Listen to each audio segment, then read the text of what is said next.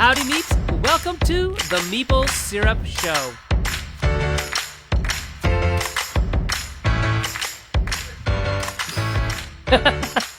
Howdy meeps, it's Sen here, and we're live and direct from London, Ontario, Canada, Toronto, Ontario, Canada, and where are you, Matt Dunstan?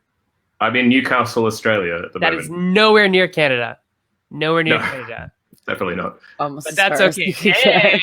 And we have another person coming in a couple seconds. Jesse! Surprise. Also in Canada. In Kitchener, Waterloo, Canada. Very cold today.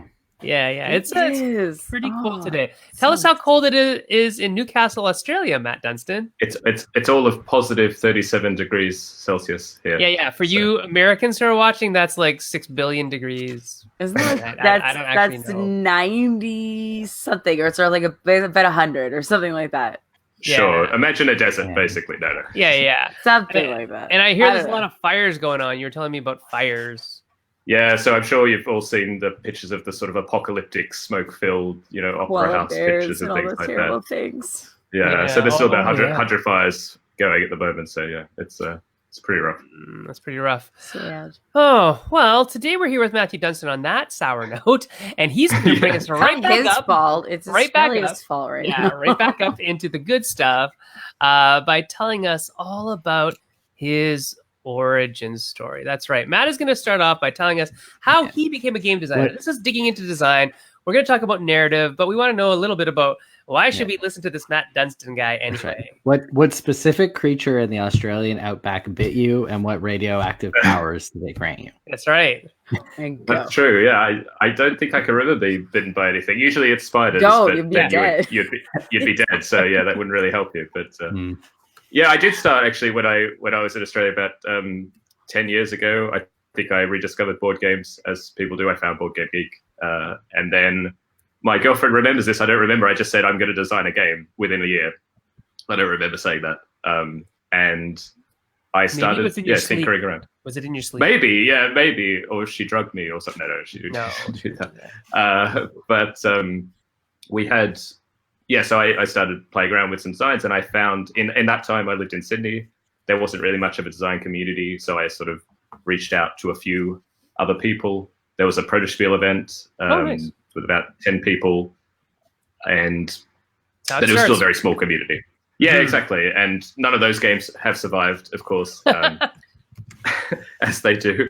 I don't even know where they are. I've moved countries and houses so many times since then. And then I moved to Cambridge in the UK to do my PhD. And when I got to Cambridge, I met Brett J. Gilbert, who's another game designer, who I've designed a lot of games with, and has games of his own. And we met up, and I actually sort of stalked him via his blog and determined where he lived, or at least that he lived in Cambridge as well. And we started meeting just once a week. And actually, I think that was really the start, I think, of becoming, I guess, more of a regular designer. It was having a reason to meet up and play games you've designed or other people had designed every week. And we just meet at a pub. It was only the two of us for a while, and then we had two other people join, but really for about 1 or 2 years it was just 4 people. And I think it was really, that was the time where my first published games were designed during that time. I signed some games. I started going to Essen, pitching games. And actually we became part of the larger, so in the UK, they have this thing called Playtest UK. So a similar thing for North America is Unpub, although it's a little bit different, but it's a network of designers. And now we're part of that. And yeah, that's kind of where it all started. And the other sort of slight addendum to that is my first published game was completely, not by chance, but I entered a competition.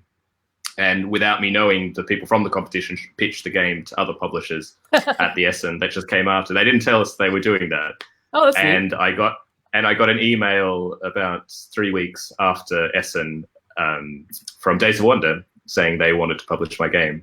So Not that a was bad person kind of to a, reach Yeah, out. it's not too shabby. Not Yeah. too shabby. that was a nice email to get. So yeah. Right, and you have your PhD in chemistry? Yeah, and materials chemistry. So I worked and I still do work as a researcher at the University of Cambridge in renewable energy technologies. So batteries, carbon capture, fuel cells, things like that. Very Looking cool. at new materials. Are you making any games about that kind of stuff? I am actually making some crossovers with the educational space. So this year I designed a game about synchrotron in the UK. So I'm not sure if I think there's one in Canada, but it's a particle accelerator where you use X-rays. You do various experiments. It's like a national facility. People come all around to use it. But one thing they wanted to do was to make a game to sort of educate, especially school children, as to what science you can do at the synchrotron. So I designed a game with some employees, Dr. Claire Murray and Dr. Mark Basham at Diamond. And so we now have a game which I think is going to be manufactured soon and will go out to schools essentially to help them teach them about what synchrotron science is doing. So yeah, and I did a sort of a periodic table escape room as well this year that I designed again with Claire. Okay, so yeah, you'll have to explain a periodic table escape room. Was it just like chemical reactions therefore you get out, or was it way like more interesting than just that? I think our main goal, so it was recently the International Year of the Periodic Table. Yes. And one thing we wanted to get across is that, everyone's used to the periodic table. It's sort of one of the most recognizable symbols of chemistry, but I don't think there's much of a connection between that and what's actually in the periodic table, that you realize that, everything in the world is made up of elements and they're connected to the different parts of the periodic table. The real life activity was really... Yeah, exactly. So we had some like test tubes that we'd put different items in, like a battery, a magnet, aluminium foil, and essentially you'd be sort of cracking codes a little bit to connect those to the actual elements that are in those objects.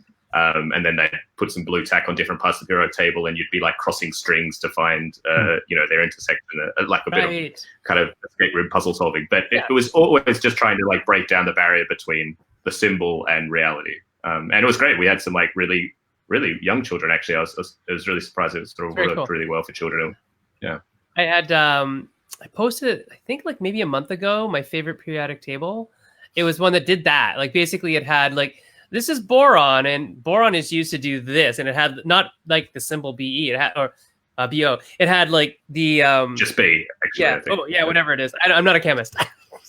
But it had whatever it was, and you know what it was, and now we all know what it was. And so it had this symbol for boron, and then it had like what boron is used for, like a whatever the most common thing in the world that is made with boron. I don't know what that would be, but it had that on the periodic table. And so for each of the elements, it had an item, a real world item that was made from that thing. And I thought that was really, really cool. And I thought that would have helped me maybe like chemistry better.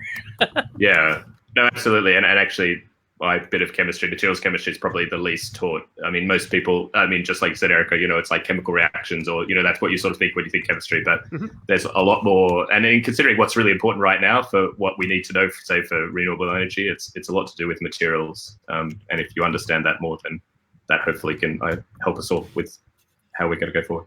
Very cool. I'll have to like, rent some time off you. My oldest son, Ethan, wants to go into chemical engineering.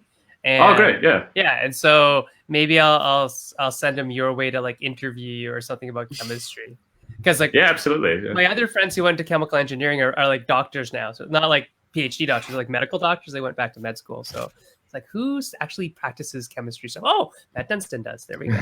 There you go. My pleasure. Yeah, that'd be awesome. Thank you. So on that note, just like we always have teaching philosophies, those of us who still teach. We last week started this thing on design philosophies. What is going on? Oh, that's what's going on. I see what I did. You're playing with buttons. I'm playing with buttons. I thought we were going to like zoom in and like it's an important story moment. I wish. But we talked about design philosophy last week, and I wondered what's your design philosophy, especially with with your Design 100 stuff that I think two or three of us all participate in on a regular basis. That there's a lot of philosophy in there, like how we design and what we're thinking about when we design. And I actually don't know yours. What is your like hook in terms of design philosophy? What do you think? Yes, you'll notice that I carefully set up a site where I get answers from everyone else but myself. Yes, I've noticed that, Matt Dunstan. I think my philosophy is something around simplicity. I don't know I like the word elegance very much. For me, I like designing systems. I guess I see games as systems in the broadest sense. And I think my philosophy is to let people, that the systems should sort of hide away. As like a good system, you won't notice it, but it'll let people experience the game, and you just want it to get out of the way as much as possible. Whether that's meeting less rules or having more, ergonomic or intuitive components, or anything, or a theme that really helps players understand the systems intuitively without having to understand more rules. Any of that, I think, sort of reduces that complexity overload and lets you get to what the heart of the game is, which is, interaction with each other, or, an intellectual problem for yourself as well. So yeah, it's sort of a system simplicity, I guess, would be my design philosophy if I had to. So what don't you like? What don't you like about the concept of elegance? I just think you can't do anything with that. If you tell someone that this game is elegant, or try and design elegant games, I don't really see how you use that as a useful jumping off point. I get you. You're kind of saying it's like a hollow adjective. It's like, what is it exactly? It's a buzzword. Sure. Yeah, I think it has some. I think what it's trying to get at is valuable. Like, I think it often describes something that's very, that is something close to this system simplicity. Or, like, I don't think it's divorced from a valuable concept, but it's just. I think it means so many things to different people, and I just try and stay away from it. I guess that's also with the Design 100. I've tried to, and it hasn't always stayed that way. I've tried to make it as general as possible. So I have friends who read it who aren't into board games, and they still hopefully read interesting things. It's trying to avoid, I guess, words or jargon that kind of just gets in the way. And I think board games and elegance, in a way, is a bit of jargon, maybe, to me. No, I get you. Or it's at least it's subjective in meaning. Like, what one person's elegant might not be another person's. It's like fun. Yeah, it's like, it's a good one. It was Make fun. games What fun. kind of fun? Yeah. So really quickly, though, people, it's just for anyone who doesn't know what Design 100 is, do you want to give it like that quick 1 to 2 seconds? Yeah. Oh, yeah. Sorry. It's a blog. Of course, in this day and age, I just decided to start a blog instead of a podcast or anything. But it's a blog where every week I ask a question to a number of designers, and they answer in 100 words or less. And so I collate those answers into a post, and it's Design 100 with 100 in numbers .org. And so far we're up to, I think, 46 posts, and something like 40 different contributors from all around the world. I keep asking Erica, but she, just doesn't. She just keeps blocking me. I don't block you. It's. I have no time in my life. I swear to God, I want to sit down for. Ask these guys. I would sit down for anybody, but what's my problem? I don't. So for you, Erica, actually, you should do it, and I'll say you only get 10 words, and I guarantee it. Design 10. There'll be a bigger chance that you'll do it, because that was the other thing I realized. It was an earlier kind of thing that I did with a blog, something like that. And the moment you tell people it's 100 words, it actually usually makes it easier, because you can't spend that long, or 50 words. My problem might be the opposite. I'm always too long-winded. I get told I need to cut it back.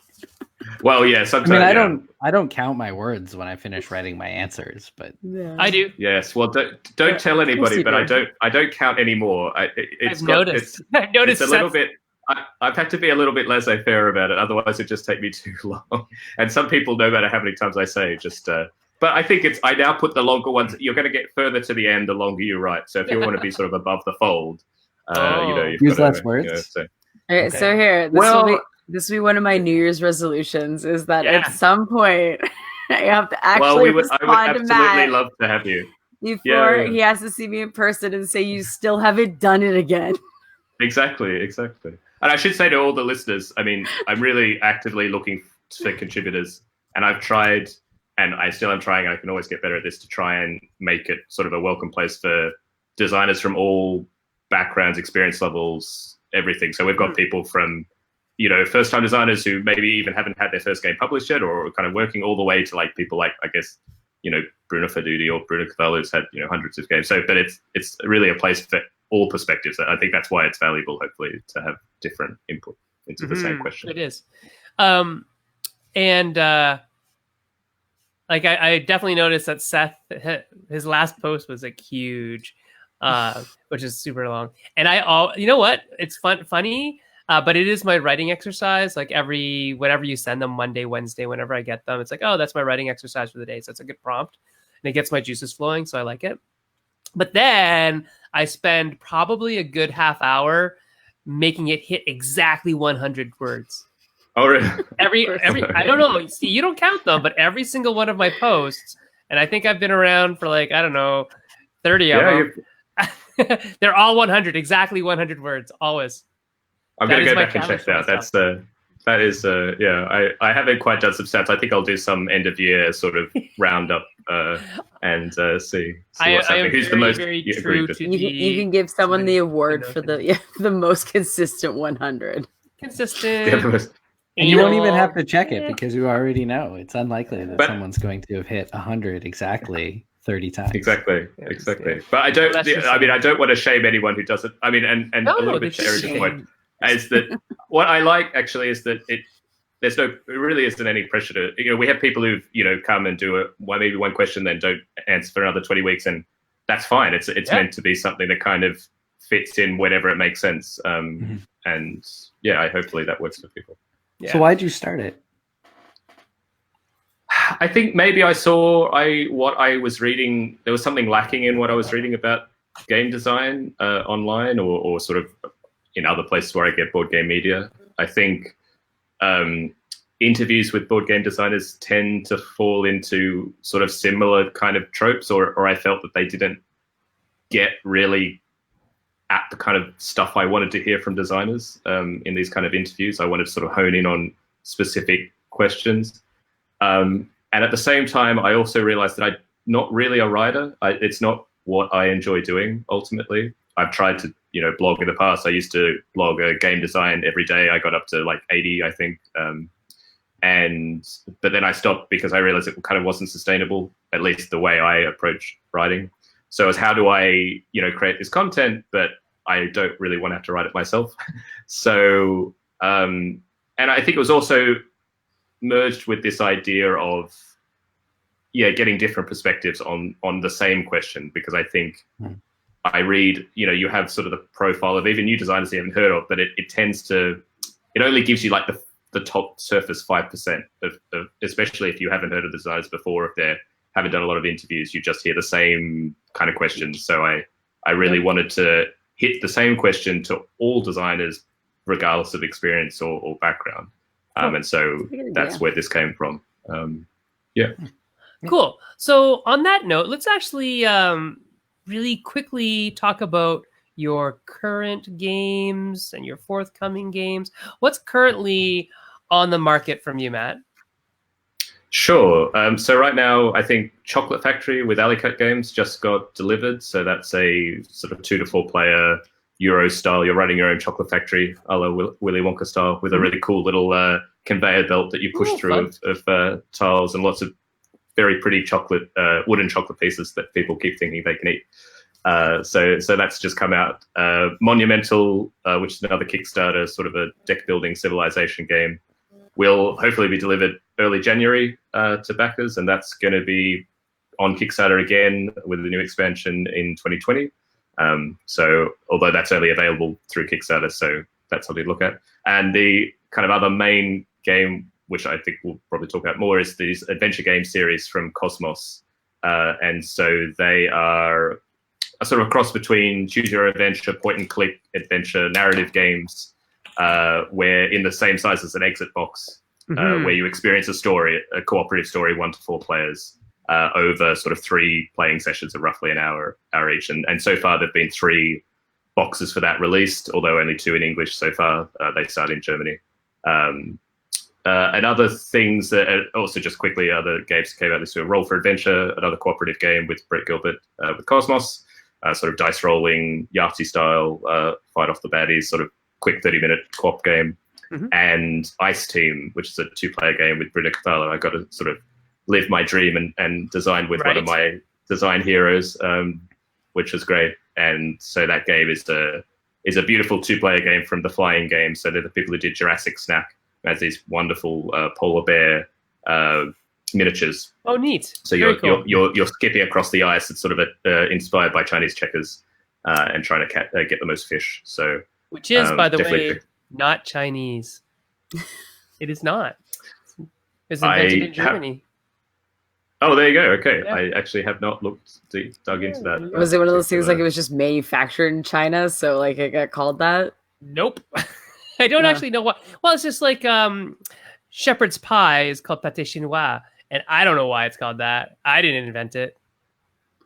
I eat it. Does it look like a sheep at all? Like, is it the idea that the sort of the potato covering is like the wool of a sheep? Or I'm just making that up. I would assume it was leftovers from like it's just the leftovers pie of being like a shepherd. These are the foods you eat. Shepherd's pie, but I don't know why it's called pâté chinois. So we go on weird tangents. You know what it made me think of?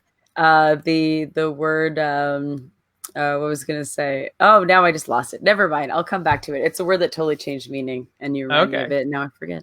And you forget. Oh, Adam Young says, "Oh, that's you. We love Chocolate Factory. The tactile element is so fun." Oh, thanks, Adam. Yeah, and then Eric Slauson said, and this is a big one, so we'll see how much we fit. But Eric said, "I don't respond to every post from the Design 100, but he really enjoys the format. It's also been cool to see which things I respond to and can't help but respond to, and which ones I can scroll past. Like walking around a con and realizing your tastes in real time based on which tables you stop at." So he's talking about the Design 100 and the various questions that you ask. And he's usually one of the people that on the Meeple Syrup Shop Talk page, he'll engage and say, this is what my answer would have been. And so I really like that you post them there. And I'm glad that I asked you to, because it helps people just kind of get their 2 cents in on this question that other people are answering. And I think that's a fair way to really generate discussion, which is what the Shop Talk page is for. And so I think your prompts are really helpful for that as well. So thanks for bringing them there. It's also a good way to start generating your own thought process too, right? Like that's the thing is that whenever you read something you think about, you're going to start kind of generating like ideas and just kind of getting everything flowing. So even if you don't participate, I would think that just reading them alone would start to trigger, kind of getting into the process. So. Yeah, the idea of reflection is wonderful, and then articulation's the next step. So those of you who are just reading them and saying, what would my answer be? That's the first step. Good for you. That's great.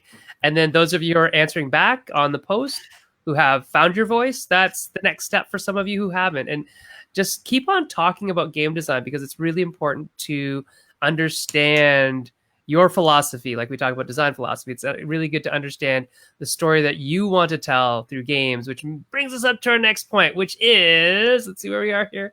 Bam. Narrative. Bam.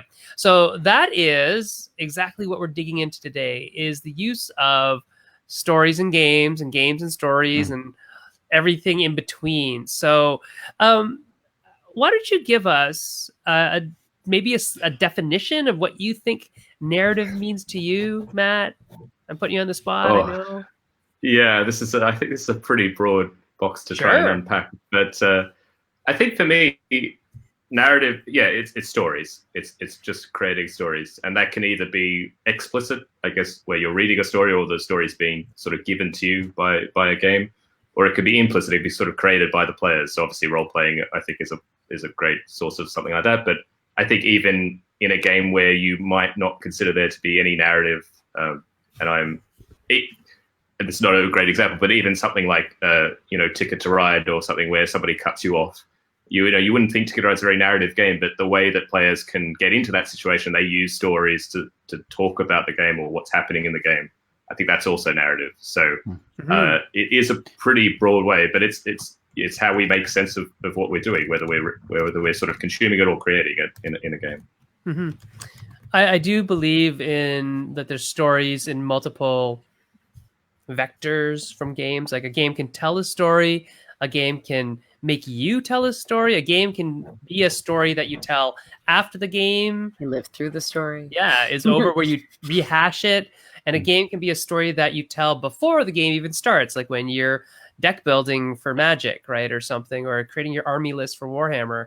You're creating part of a story that you're going to unfold on the table and then pack it back up and tell some more stories. And so I think narrative in game design and understanding narrative in game design from all the different perspectives is really important. It's a really important skill.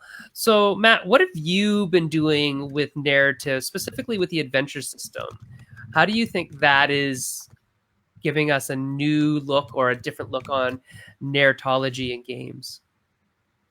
Yeah, I think I consider myself a bit of an iterator when it comes to design. So I'm not sure if I'm ever opening up some sort of new avenue, but maybe I'm building on things that have come before. And for me, getting back to sort of my philosophy, I think it was how do you give players interesting narrative decisions? How do you present them with sort of interesting situations within the context of a greater story that they can feel like they can have some sort of choice and agency towards affecting or navigating, but without a lot of rules overhead, without a really, really long playtime, without the pressure for somebody to be a dungeon master or a narrator or something like that. So I was definitely inspired by older games in other genres, so choose your own adventure books or point and click adventure games in video games, which ask players not only to make choices, but also to think,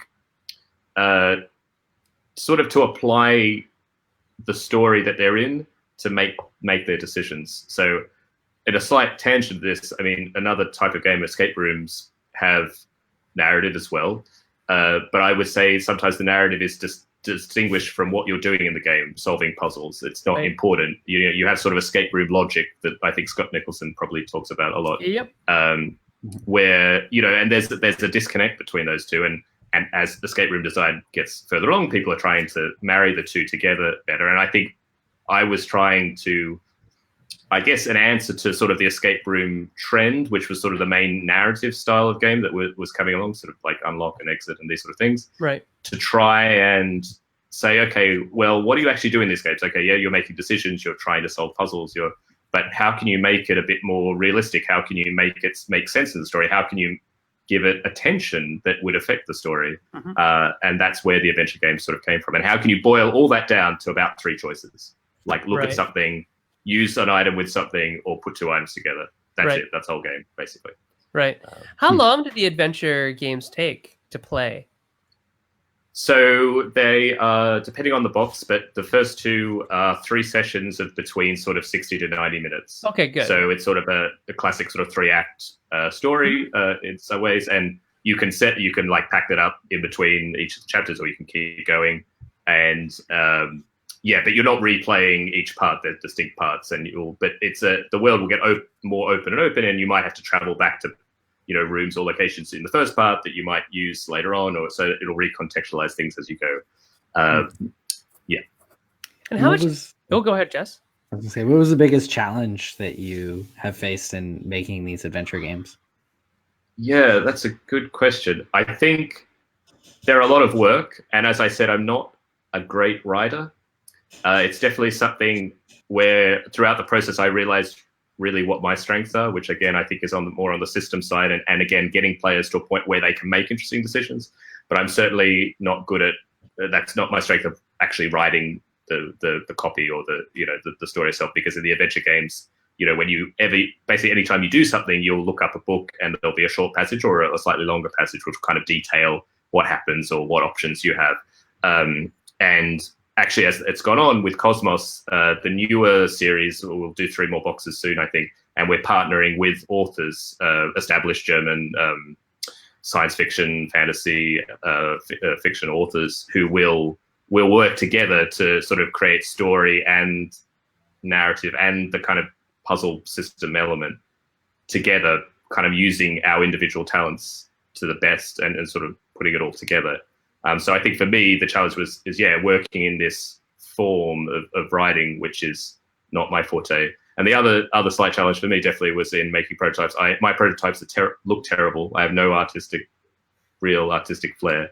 But for these, they need to, to even play them, you need to be able to look at a card and see it, like see the location and really help that get into the context of the story. And if you don't have that, it's a very different experience. You can't really play test it sort of just with squiggles on a page or something. It really needs to. So even just building that prototype out took a lot longer. Just again, my own sort of personal weaknesses, I guess, in this case. And as you get better and better at writing them, has it become faster and faster to make the games? No, because every time you sit down for a new one, you want to you don't want to fall into the same kind of tropes. It's sort of this weird balance where you. So I should also say that these games are co-designed with Phil Walker Harding. Yeah. Which and I've actually just met with him in Sydney recently. We're working on the next. Seriously, we're looking at next one's been announced is called Hotel Abaddon. It's going to be sort of a ghost story in a sort of a haunted hotel, and it's how do you tell a new story, but at the same time, you want to play into some of the tropes that are out there around a theme, but you want to do it in a new way. So. Mm-hmm. Yeah, every time you sit, even some things worked in the previous ones, but you don't want to just settle for doing the same kind of thing. You want to be able to surprise people in new ways. You want to tell stories that are new, that they're not just a repeat of the previous boxes or previous other forms of narrative. So yeah, every time you sit down, it's a lot of I can't describe it because it's also a non-linear narrative. So you're presenting this sort of sandbox of all these little things you can go and look at and. How do they feed into each other? How do they feed into a larger story? Oh, interesting. How do they fit into the 3-part narrative? Because you've got little puzzles and stories that you'll do in the first part, but how can that match into like what's going to come later? So that's what I'm doing right now. These next few days are really burrowing and trying to work on the new scenario, and it hasn't got easier. We have a bunch of questions, so let's see. Adam Young asks. Matt, do you spend a lot of time nudging players in a specific narrative direction? Is it important to disguise it or important to let players feel the pull? I think, there's a bit of a mix. I think it depends on what you're trying to get people to find. There are parts of the games where I would say, especially when you're starting, it's very open. And I think you want to encourage people to feel like they can do anything. So I wouldn't say that there are strong indications like you should definitely do this location first. This is obviously where the next step is. But you also don't want to frustrate people too much. And so there are definitely narrative parts or where, because there are parts in the game where you need to use a specific item which you found somewhere, and there's hundreds of places you could use it. And there's one place that you really need to use it. So you have to kind of work in ways to give hints without making it feel like hints. Yeah. And so you really, it's the classic kind of adventure game thing. You try and give something to someone and they're like, oh, yeah, this would be great, but I would much prefer item X or something. Yeah. I'd prefer something more like water. Yeah, exactly. And it's how do you make that feel as natural as possible? Usually you hide it in where people have tried something and failed. So if they're just not trying anything, they're not getting hints. But it's the moment where they're really trying to solve something specifically, then that's where if it's not working out, you kind of help them get back onto what might be useful. So, and there's also a hint system at the back, which is much more explicit, I guess, in that, you go there if you want a hint, you won't experience it in the normal narrative. Is the hint system built into the narrative, or is it just this sort of like Deus Ex Machina kind of thing? Yeah, it's very much, it's more if you're stuck in terms of how to use an item or you haven't made a connection, which may be connected to the narrative, but again, because players will have whole different kind of experiences, and they'll come to puzzles at different directions, and the same with escape rooms, you sort of realize people just think in so many different ways, and how do you can't make one system that's going to work for everybody realistically. So because it's not perfect and it's, I can't personalize it for everybody. You end up having to do something to use something more direct, like hint system is kind of needed. Mm-hmm. And in terms of number of players, because you just talked about making it perfect for everybody, how many people can play the games right now? Is it 1 to 4? 1 to 4, yeah. 1 to 4, yeah. So you each have an individual character. Oh, neat. And those characters will interact differently in some parts of the story. Oh, very cool. So, when you get to certain parts, it'll be like, well, if you're character X, read this paragraph, if character Y, read this.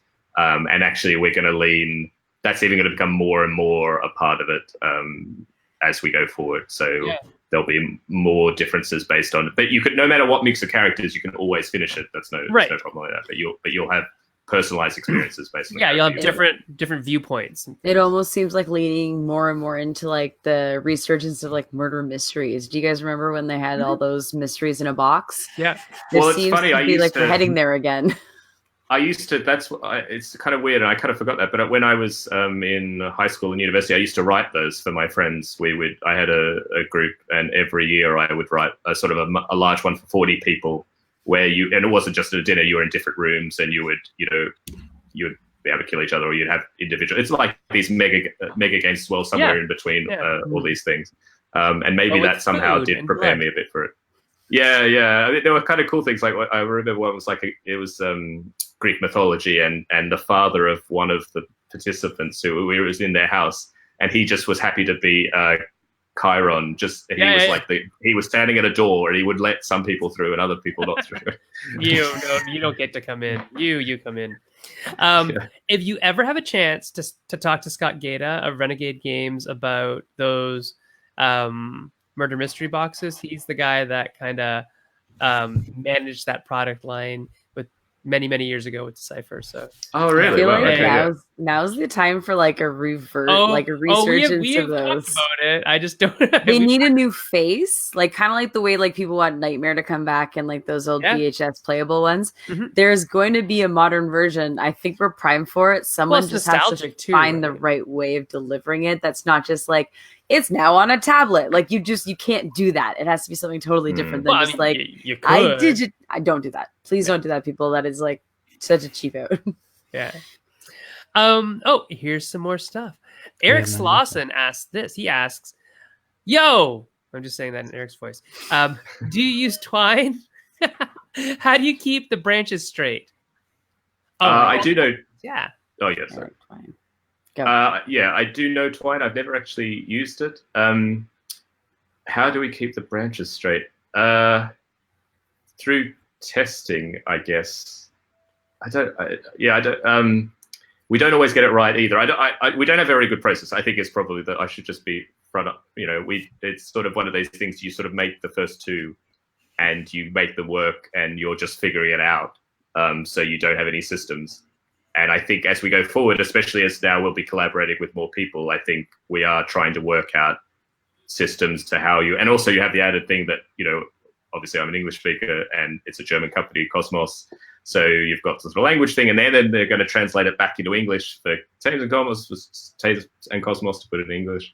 So yeah, I think the answer to that is we do not have a system, and we need to figure one out soon. But it's a lot of playtesting as well. I think ultimately that's how you have to test all the brand. And for us, it's also trying to anticipate what things people are going to try. So, what are these video games would be? That is a very funny thing that you just said, because Eric just asked, have you heard of people trying to min-max their adventures in some way, like speed running through it, making a pacifist run where they don't kill anybody or whatever, that kind of stuff, or don't fight? Yeah, not really. I think... I guess the thing is that unlike a video game, you sort of don't know what you're getting into. So there's not, usually you're only going to play it once. I was going to say, these are one-time adventures. If you're going to cop out like that, why were you playing in the first place? And also you don't know how to speedrun, I guess. You don't know how to, but it is, we are trying to put some more there are some points where there are definite choices about what you're going to do. And if you had, like a pacifist kind of idea or similar kind of, I shrink away from calling them ethical questions, but they're things that are really, players can choose whatever they want. I guess that's the other slight tangent, is my belief in narrative games at the moment is that also we have to get away from this idea of success and failure in narrative. Mm-hmm. So, original choose your own adventure games, there's one way to succeed and there's a bunch of ways to fail. But I think the most successful... Yes. Yeah, exactly. But I think things like legacy games or things around that have explored a little bit this idea that the narrative should just always continue.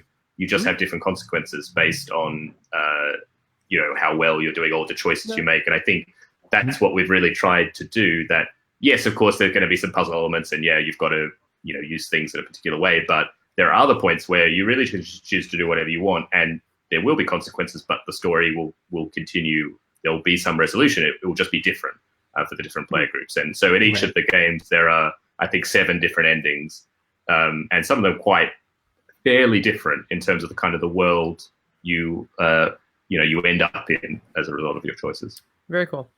Yeah, really cool. More questions. Adam Young asks, Did you play a lot of PC adventure games? Have you any favorites?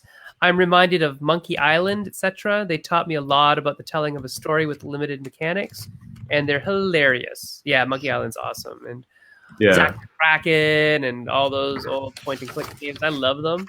I just played Welcome to Thistlewood last year, which was kind of an X-Files type fun point-and-click adventure game.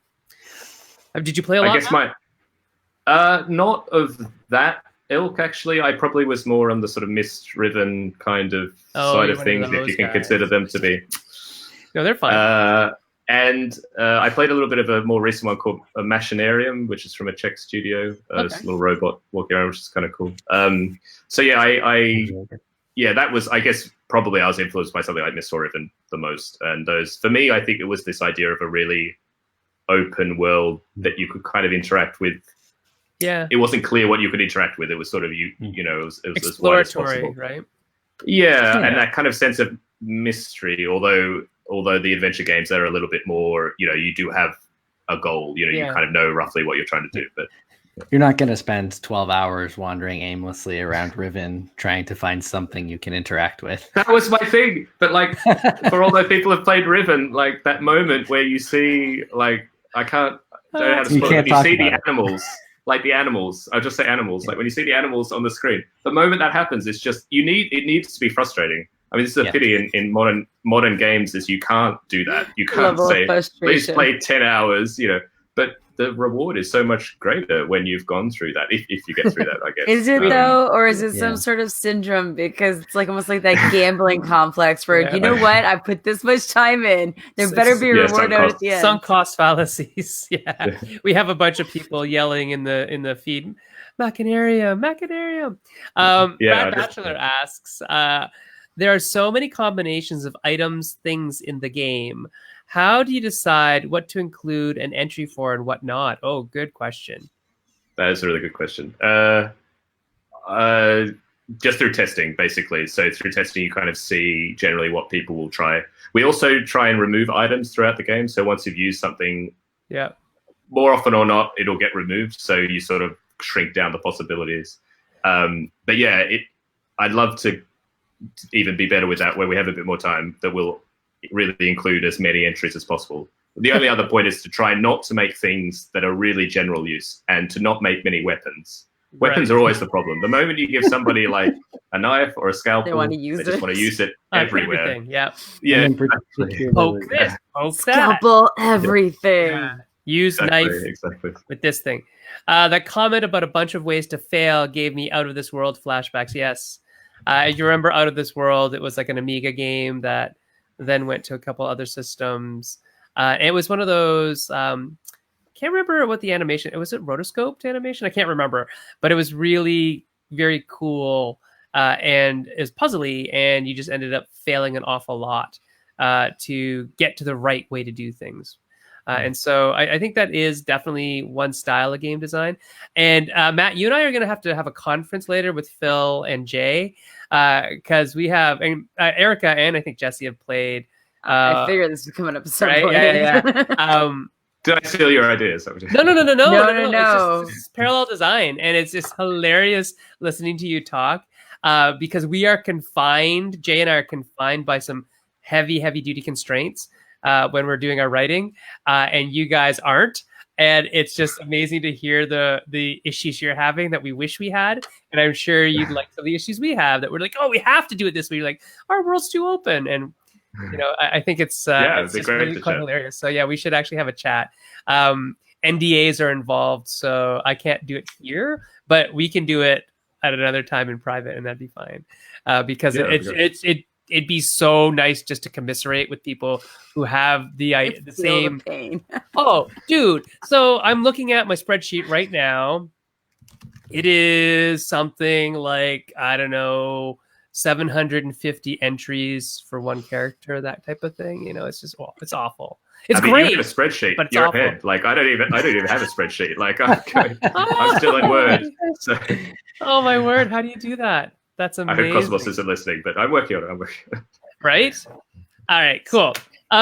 So what are the things about... Jesse, you had a question. Go ahead. Oh, I was just after we were just reminiscing about Riven, and now it's got me wondering a little bit. Thinking about the impossible. What is the narrative game you wish someone else would make? Like, is there like a board game or like a tabletop experience that's narrative central that you can imagine that you really wish existed? And the reason I say someone else would make is so that, take off your shoulders the obligation of creating this. Yeah. What would you like to see exist in the world? Yeah, it's a good question. I mean, I guess for me, I really like Skyrim and Morrowind and all the kind of those video games. So does Jesse. And I guess you wouldn't describe them narrative games foremost, but there's certainly a strong element of narrative. But I think it's that kind of implicit narrative. It's you build your own narrative. I would say it's like you take on. But also that sense of openness, which I think is in the adventure games as well, that really and I myself have tried to make some games, and I've played some other style games, and I've never quite found the right balance of it. And I suspect there actually might be some newer Kickstarter games which may be close to that. I've never got into the sort of huge Tainted Grail things, or I played a little bit of Seventh Continent. They're all kind of nibbling around the edges, but I guess I haven't. For me, that feeling of, I think, freedom, but also identity that you can get in these games where you're really free to do what you want, but there's a corresponding identity that you can kind of fall into with these games. Right. That kind of leads into your last quote, Jesse, from Design 100, where you wrote about player agency as your hook, right? And this sounds exactly up that alley. Yep. And it actually sounds very much like what we were working on for... the big old box of cards game. Yep.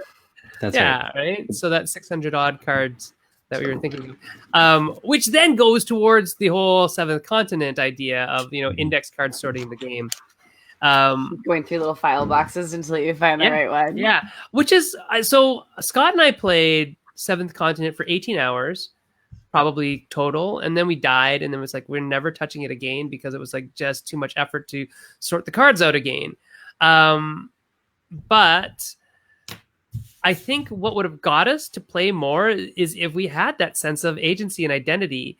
It didn't feel like we were railroaded. That's not what I mean. I mean that I didn't really care that I was a specific character. I didn't feel like a specific character when I was playing Seventh Continent. Nothing that I did really mattered that I was that person versus another person. I mean, there's slight mechanical advantages here and there depending on which character you are, but it didn't feel...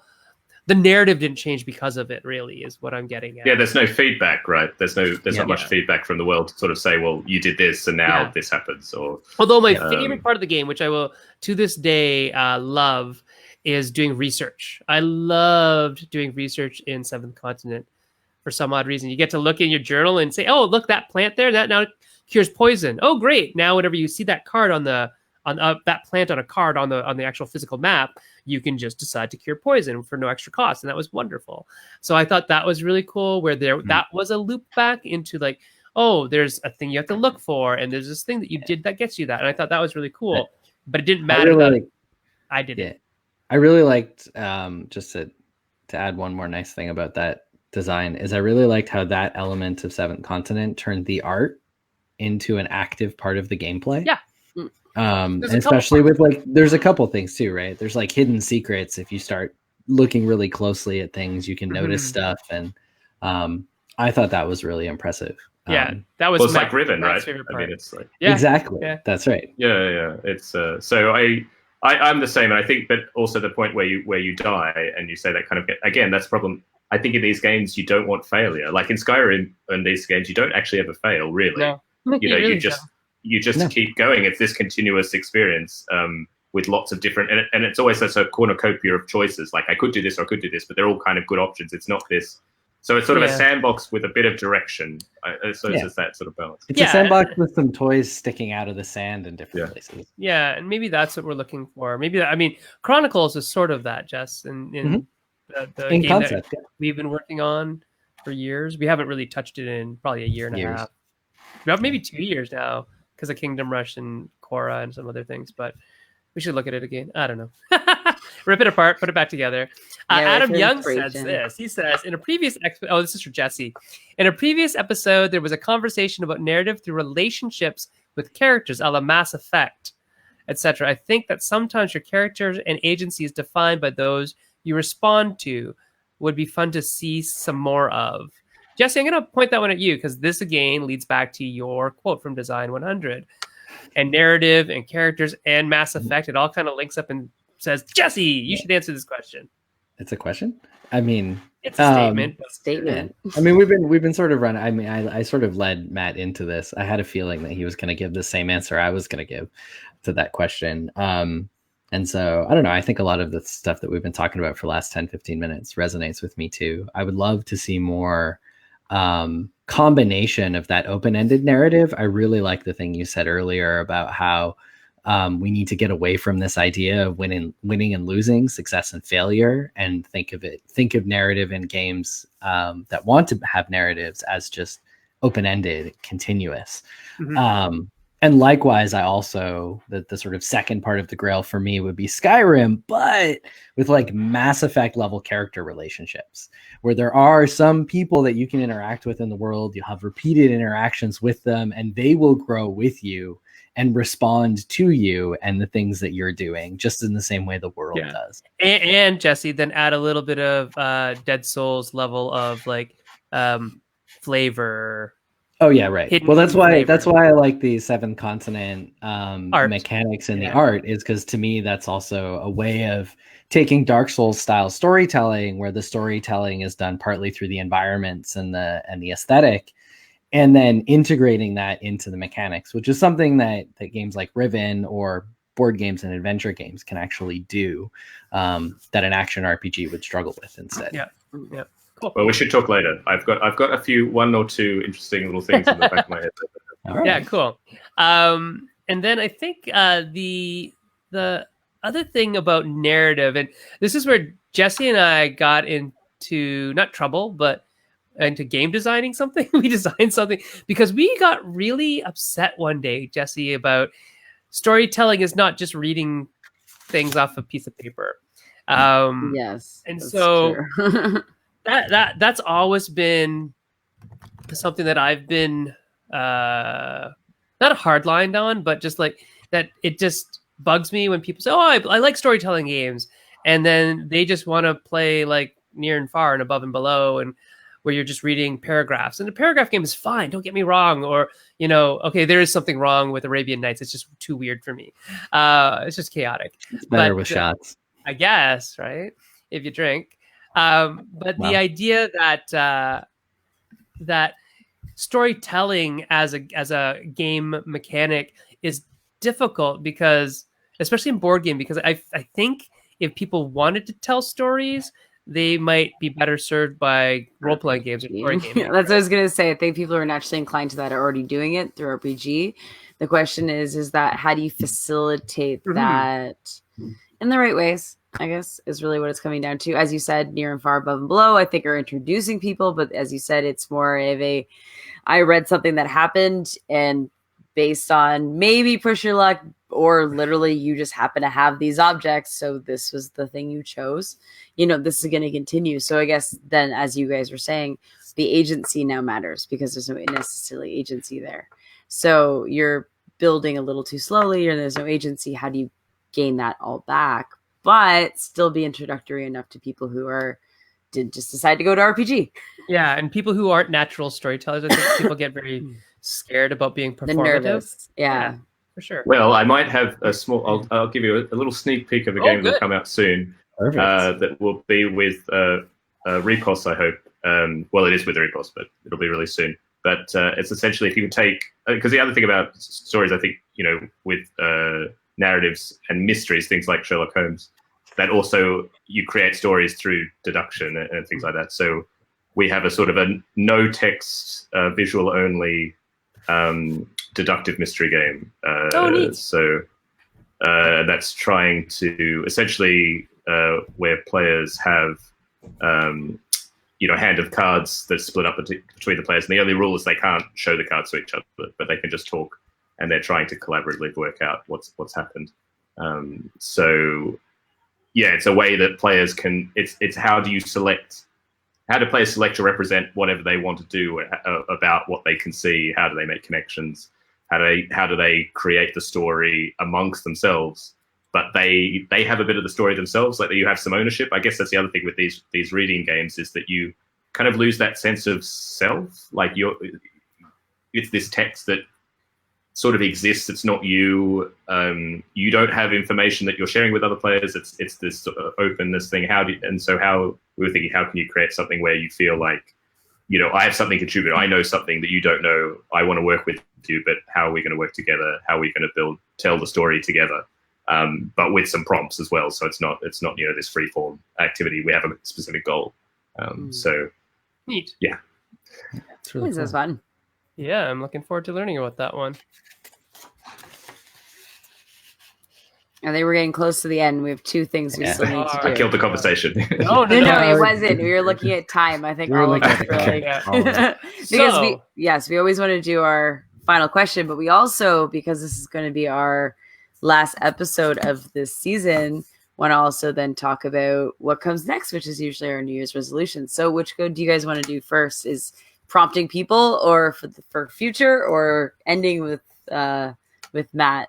With his we'll end with Matt. We got to give him some time. All right, you said about that. So, Matt, you're going to give us some final advice, maybe around narrative or around design in general, but narrative would be good if I had my choice. And we're going to go through our list of stuff while you're thinking about that. So, as you all know, the Meeple Syrup Show is a proud part of the Roll to Play Network. And if you want to go to the rolltoplaynetwork.com, you can check out a whole bunch of other podcasts about role playing, about board game design. That's us, by the way, just so you know. And a lot of actual plays and interviews with people who are actual play players. So it's some really cool stuff on there. You can kind of get caught up in listening to the characters evolve over the shows in the course of the show. So that's cool. If you want to sponsor us on Patreon, you can look us up at patreon.com/Meeple Syrup and support us at any level, and you'll get access to some cool Meeple Syrup patron-only stuffs. I'll hopefully be sending out buttons because we've been doing this for about 6 months, so buttons are on their way. And looking to maybe upload a bunch of stuff over the holidays, so that'll be fun too. And last but not least, before we get to the New Year's resolution part, is our Facebook page. Yeah, if you go to facebook.com/Meeple Syrup, that's where we are all the time. If you're listening to this on the podcast, please do go there, subscribe, like, all that stuff. And you can even go to the associated group, which is Jesse's favorite place to be, the Meeple Syrup Shop Talk page. And Jesse, what are you doing there right now with the boot camp? So with the boot camp, I missed this week's check-in, but I thought it was all right. I think, it's holidays. It's holidays. The boot camp's been coming at people pretty fast, so I thought it'd be all right to slow it down a bit. It's a breather week. Call it a breather week. Breather week. Yeah. And we're between milestones, so I'm preparing the next milestone now, and we'll be getting that posted before next week. Yeah, and so anybody who wants to jump in, feel free to jump in at any milestone. You can backtrack a little bit. You can even get ahead of Jesse. That doesn't really matter. He's all good with that. Yeah. And then for the New Year's resolution, right? So every New Year's, we come up with, as a cast, our New Year's resolutions as individuals, and we'd love to have you guys tell us your New Year's resolution as well. So for our first show, I'm not sure if we have a guest. We don't know yet. We'll plan that over the holidays. We usually don't. I think we decided our first one is no guests. It's just us coming back, and then we've got things booked. Right. So on that note, we'll have one extra seat, which means that we can bring people on air. You want to share your New Year's resolution? If you want to share your game design specific New Year's resolutions with the world on the Meeple Syrup Show, join us the first Wednesday back after the holidays. I don't know the actual date, but we'll announce it at some point in time. And that'll be great to have you guys come on air and give us a scoop. You know what's funny? So being part of a community and being part of things like the boot camp and whatnot, just having other people to bounce ideas off of, having other people to keep you accountable and say, hey, how are you doing with that thing that you talked about? People are interested. That's a really big thing. So if you want to make that big next step and come on the show and let it all hang out, not visually, but you know, your New Year's resolution, we would love to have you. So look out for that. I'll be posting. All I do is I click something over here. I click this. Join me live at this link. Look at that. And you can join us live at that link. Don't do it right now. But if you did that, then you come into our green room, which is over there somewhere, and we'll just kind of call you in order. And it's fun. It's super fun. All right. So we'll see you guys there for that. Okay. So, Matt, we're up to you, buddy. What is your final advice? Like well, that's quite an epic role. Yes, it's that important. You know, you needed two capitals. I have one main thing, a slight addendum. But in regards to narratives and games in general, I think a good thing to think about is what happens next. Yeah. So, getting it back to a little bit of the success and failure, you know, that no story sort of finishes, and it's useful to sort of think about, well, what happens next? How do I continue this narrative? How do I make it? How do I let the story respond to what the players have done? How do I give them agency? And I think also that can even be useful when in outside of narrative games. I think there's a lot of interesting angles you can get for new games, new themes, new stories, if you just simply ask what happens next. You know, I love Into the Woods, for example, the Stephen Sondheim musical, which is basically take all these fairy tales that we all know and love, and it's really what happens next. Mm-hmm. So I think that's a really useful question to ask yourself, whether working in narrative games specifically or in game design more generally. And the only other thing that actually matches really well with what you were just saying, Sen, about communities, I'd say if you want to get ahead in design, if you want to make progress, you have to make it regular somehow. And that means different things to different people. It can mean, you know, joining virtual communities like Meeple Syrup and like the boot camp, or finding physical meetups to show your games at. But though that really ultimately, or even if it's a personal thing, if you commit, you know, to every week you doing something yourself, but that's the way, just like any other kind of routine or thing, you really improve. And I think it's the only way you can improve, really. Otherwise, you'll just sort of tend to go back to the start. So yeah, or if you're like me, eat more bran. That makes you regular. It's true. So what happens when you get old? Your dad jokes have been off the charts today. Old. Like Sen. All right, so let's see here. Matt, we can find you on... Hey, that's not correct. That doesn't go anywhere. Wise Goldfish on Twitter. Yeah, so I think that won't go anywhere. www. Where'd that happen? There we go. Wise Goldfish. There we go. That's Matt's Twitter account. Erica, this is you, correct? Yes. Frenemy with the I. Hey, it actually says friend. Like, come on, people.